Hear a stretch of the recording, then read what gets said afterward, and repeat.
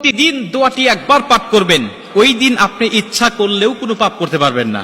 এই দোয়াটি নবীজি আমাদেরকে শিখিয়েছেন। সহিহ হাদিসের মধ্যে এই দোয়াটি আসছে। নবীজি বলছে, শয়তান তোমাদের প্রকাশ্য শত্রু। শয়তান তোমাদেরকে যে কোনো ভাবে ধোঁকা দিয়ে বোকা বানিয়ে সে তোমাদেরকে জাহান্নামে নিয়ে যাবে। এটা আল্লাহর সাথে শয়তান চ্যালেঞ্জ করে দুনিয়াতে আসছে। অতএব তোমরা শয়তান থেকে সবসময় আল্লাহ পাকের কাছে পানাহ চাইবে।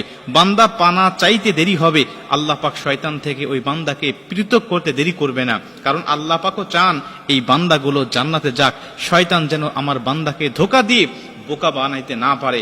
এজন্য আপনি এই দোয়াটি পাঠ করবেন। আবু দাউদ শরীফের বর্ণনায় হযরত আমর ইবনে আস রাদিয়াল্লাহু তাআলা আনহু হাদিসটা বর্ণনা করেছেন। তিনি বলছেন, নবীজি আমাদেরকে এই দোয়াটি শিখিয়েছেন আর বলেছেন, তোমরা এই দোয়াটি প্রত্যেকটা দিন যদি একবার করেও পাঠ করতে পারো, তাহলে আল্লাহ পাক ওই দিনের জন্য, ওই দিন এবং ওই রাত 24 ঘন্টার জন্য আল্লাহ তোমাদেরকে শয়তান থেকে পৃথক করে দিবে।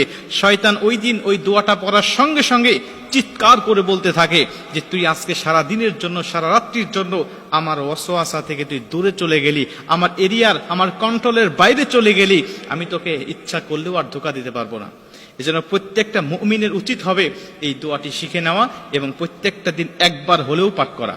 আল্লাহ রাসূল সাল্লাল্লাহু আলাইহি ওয়াসাল্লাম দোয়াটি বলছেন, আউযু বিল্লাহিল আযীম ওয়া বিওয়াজহিল কারীম ওয়া সুলতানিহিল কাদিম মিনাশ শাইতানির রাজিম।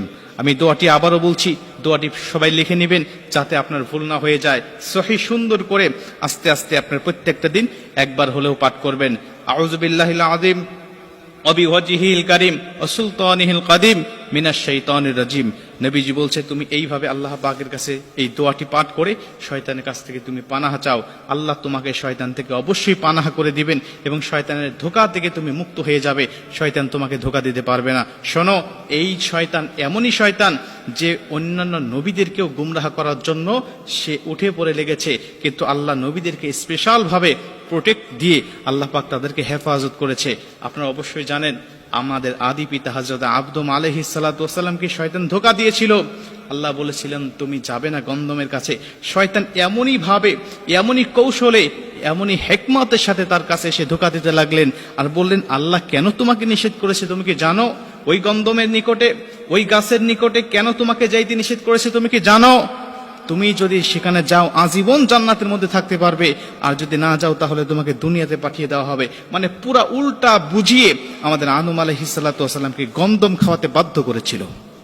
এজন্য আপনাকেও শয়তান আসবে নেক্সট সুরতে ধোঁকা দেওয়ার জন্য, আপনার কাছে আসবে আপনাকে ধোঁকা দিয়ে বোকা বানানোর জন্য, বিভিন্ন ভাবে আপনাকে ইবাদত থেকে মাহরুম করার জন্য, যেন আপনি জান্নাতে না যেতে পারেন। জাহান্নামে যাওয়ার জন্য আপনার কোন পন্থা, কোন কৌশলে আপনাকে জাহান্নামে নিতে হবে, এই বিষয়গুলো শয়তান আপনাকে ধোঁকা দিয়ে বোকা বানিয়ে আপনাকে নিয়ে যাওয়ার জন্য বিভিন্ন কৌশল করে আপনাকে বাধ্য করবে। এজন্য আপনি ইচ্ছা করলেও শয়তানের কাছ থেকে বিরত থাকতে পারবেন না, কিন্তু আপনাকে পারার জন্য এই দোয়াগুলো অবশ্যই পাঠ করতে হবে, দোয়াগুলো পড়তে হবে। যদি পড়তে পারেন, আল্লাহ স্বয়ং নিজে শয়তান থেকে আপনাকে প্রোটেক্ট করবেন। আল্লাহ পাক আমাদের সবাইকে এই দোয়াটা পাঠ করার তৌফিক দান করুন।